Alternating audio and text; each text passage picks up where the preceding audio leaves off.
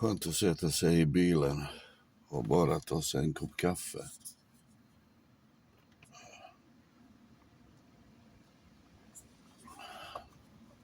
Jag har just varit inne på en av våra kyrkliga platser som har dragit sig uppgiften att ta hand om de här samhällssvaga.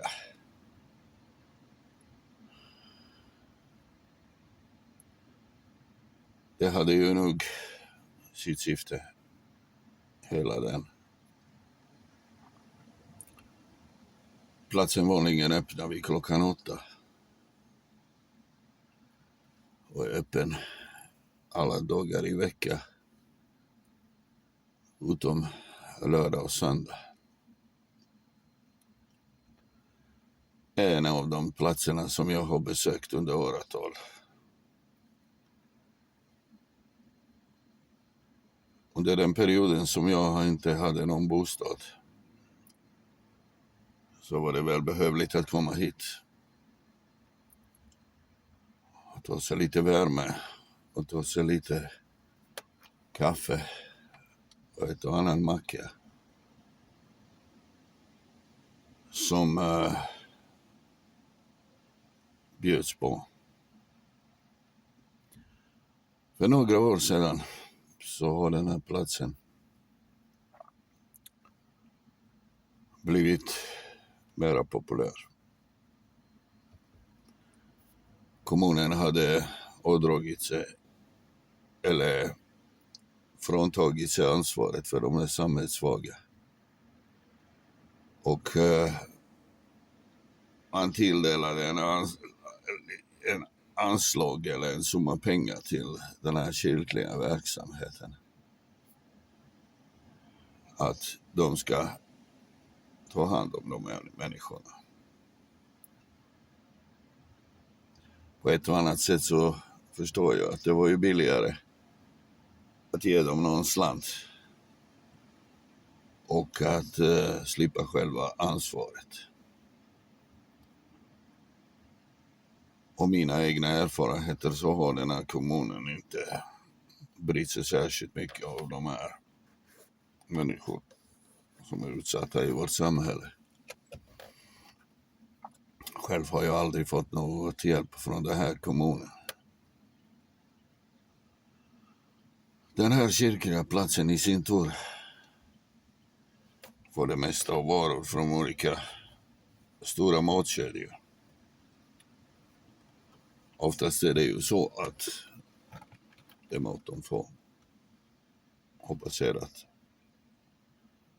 sista datum. Vilket ingen oxat bryr sig om. Jag har själv bestämt mig och valt att inte äta pålägg mer än själva osten och bröd. Det är människor som jobbar där, en del kyrkligt anställda, men mest volontärer som är gratis och frivilligt slavgöra åt det här verksamhet. Det har ju inträffat för många år sedan många skandaler på den här platsen. Det var då jag började skriva en bok om vissa saker i vårt samhälle. Den boken har blivit publicerad av mig och heter Vad är det som får mig att älska detta land?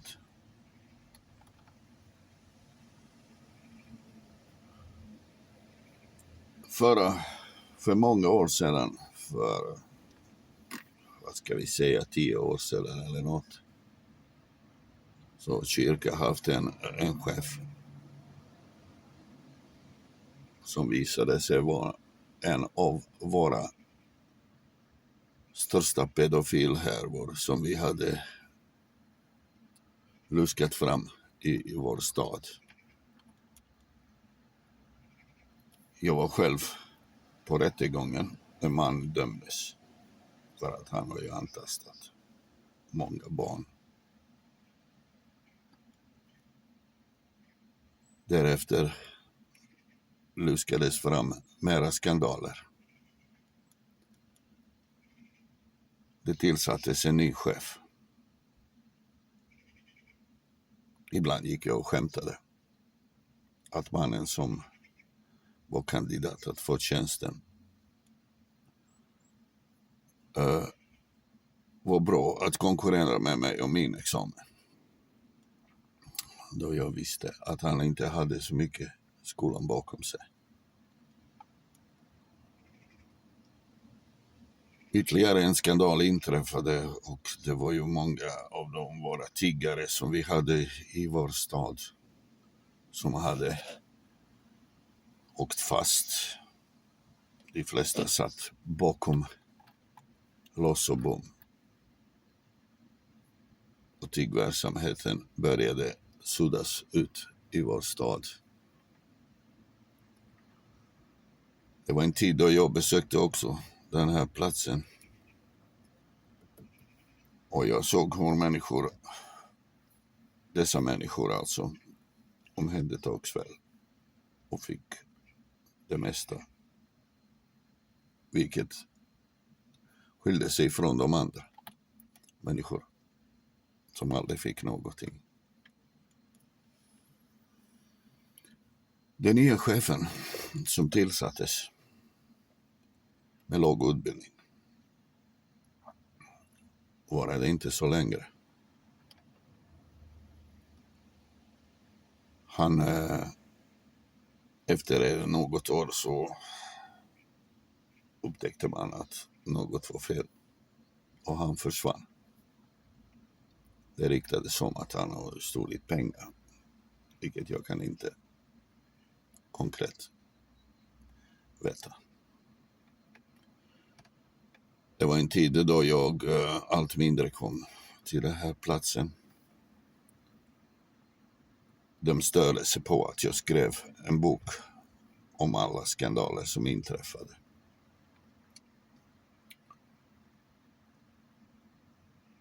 Jag hade fått en tillsägelse och blivit putad 2 månader att komma dit. Och det var ju nog anledningen att jag skrev den här boken. För när jag senare kom till biblioteket och skulle presentera boken så cirklade kyrklig personal runt mig. Det var nämligen så här, efter de 2 månaderna så kom jag tillbaka. Min bok fick en bra avslut. Där jag bland annat slutade den här vackra berättelsen om att jag kom ändå för tidigt. Och att en kvinna kom springande emot mig och tyckte att Rengel, du ska inte vara här. Jag upptäckte att jag kom ändå för tidigt. Och då skrev jag, trots att allt kyrklig ideal bygger på förlåtelse så fanns det inte på den här platsen. Jag organiserade mitt liv och fick mig ett boende. Jag undvek under 10 år att komma hit. När jag därefter då kom efter allt det här så upptäckte jag att ingen hade förändrats. Samma människor satt på samma plats. Och samma personal jobbade. Volontärerna handplockades inte. Det fanns till och med de som själva var utsatta och en del av tidigare besökarna. För det mesta satt jag för mig själv. de första dagarna när jag kom var någorlunda bättre än någon annan som sa hej och kom. Men ganska snart upptäckte jag att personalen kom allt mindre och pratade med mig. För det mesta satt jag för mig själv. Även idag var en sådan dag. Och klockan är inte mycket. Klockan är bara 9. Och jag bestämde mig att gå därifrån.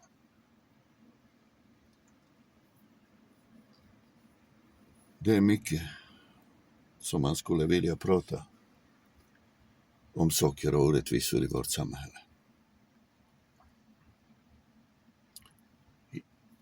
Anledningen att jag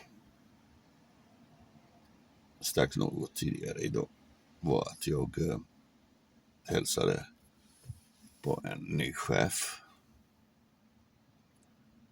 Eftersom den gamla chefen antingen åkte på semester och den nya kvinnan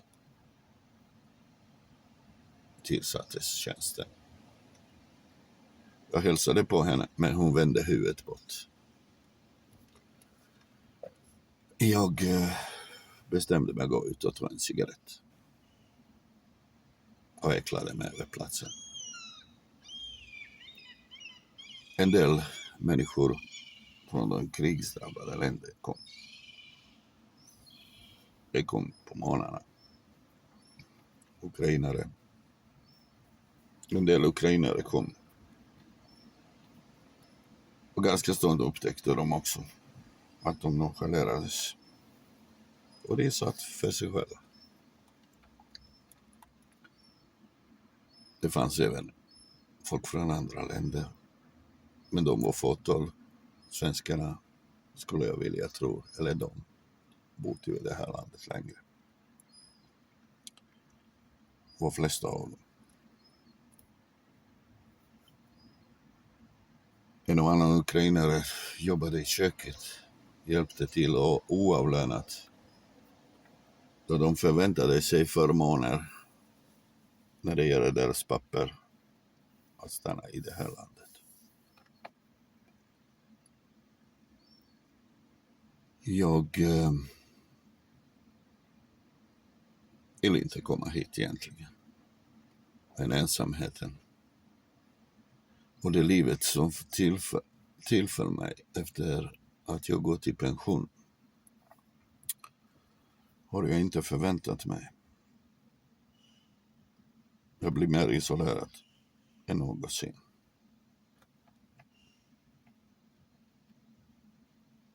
Bröllopet har jag varit på. Den kommer jag att berätta om ganska snart, om några dagar.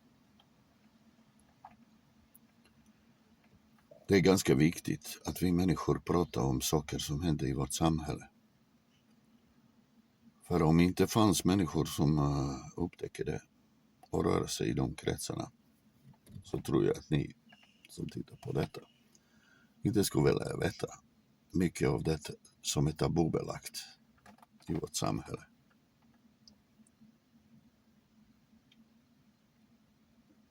Som ni förstår så har politiken förändrats. Idag har vi en socialminister som är från Växjö. Det var henne jag mötte när jag var bostadslös. Även hon nonchalerade mitt besök.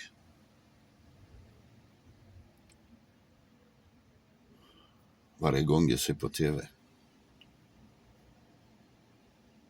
och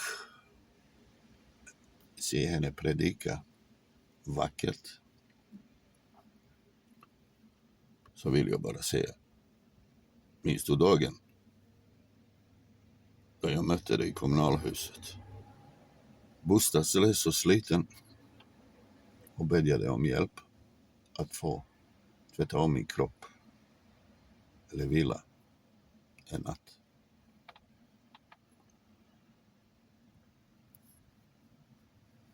Jag är glad att ni människor följer min kanal. För det finns så mycket erfarenhet i det huvudet. Med tanken på det livet man har gått igenom.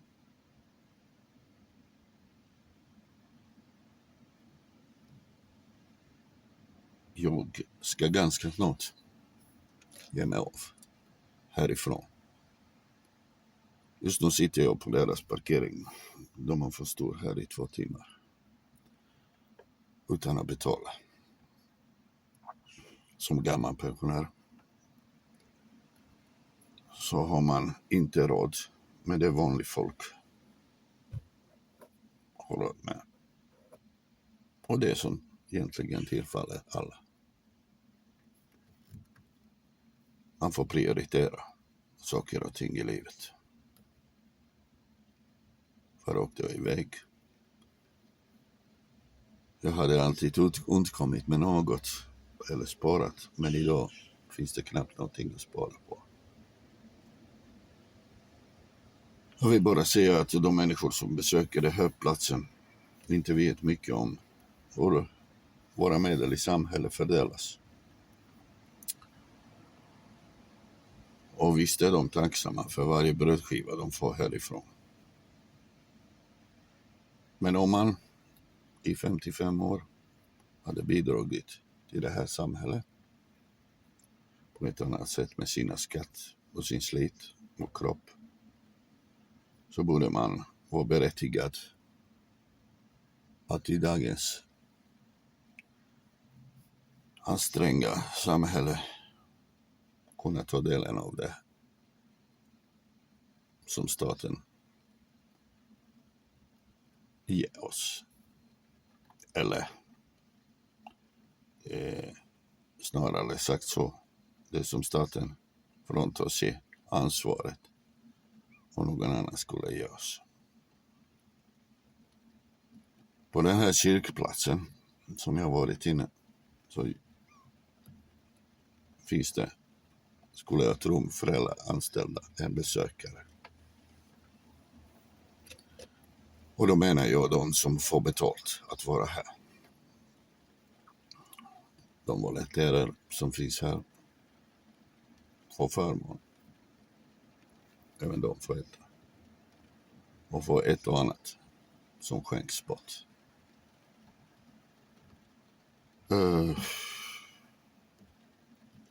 Förr var det annorlunda. Det fanns mycket att dela ut. Det fanns mycket som folk delade. Men nu är allting tabubelagt.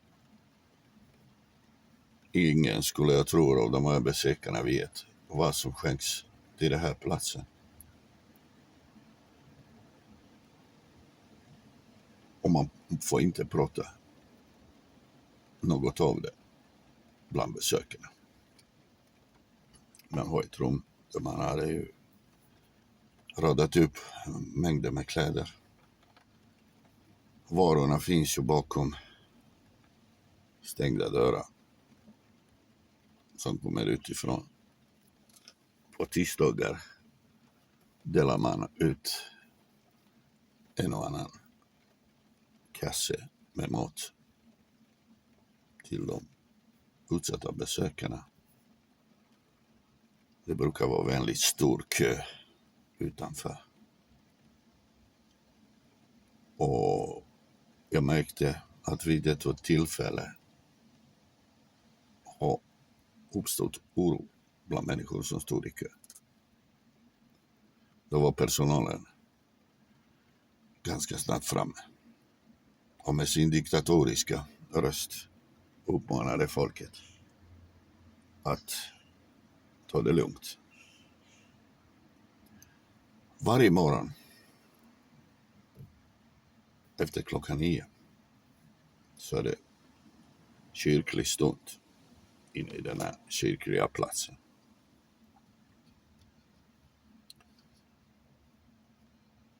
Många har bestämt sig att gå ut och inte delta. Även jag tyckte att var och en ska få bestämma om man vill få be till Gud för att få sig en macka.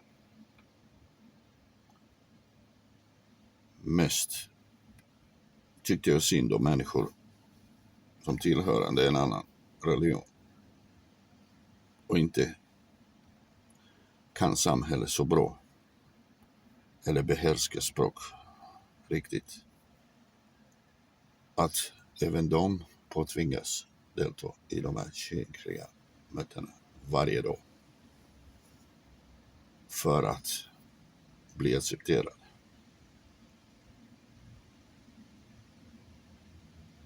Detta är bara min åsikt, att var och en får bestämma om de vill bli till Gud för att få sin macka. Jag har inte ofta deltagit vid de här mötena, trots att jag själv är kristen.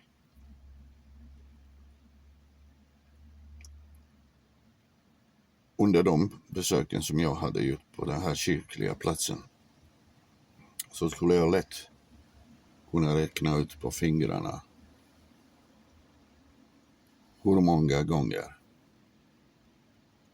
har någon kommit att prata med mig. Oftast är det så att man går fram till de mest ostabila eller de mest som inte förstår sig på hur livet egentligen ska vara ute i vårt samhälle. Man brukar säga att som folk är ofarlig att komma fram. Här inne får inte filmas. Och de gångerna när någon utestående kommer, som personalen ganska snabbt upptäckte en ny människa, så är de väldigt snabbt framme. Och hur trevliga som helst. För den vet inte vem de möter. Jag vill tacka er för den här videon. Och önska alla att aldrig någonsin behöva komma till ett sådant plats.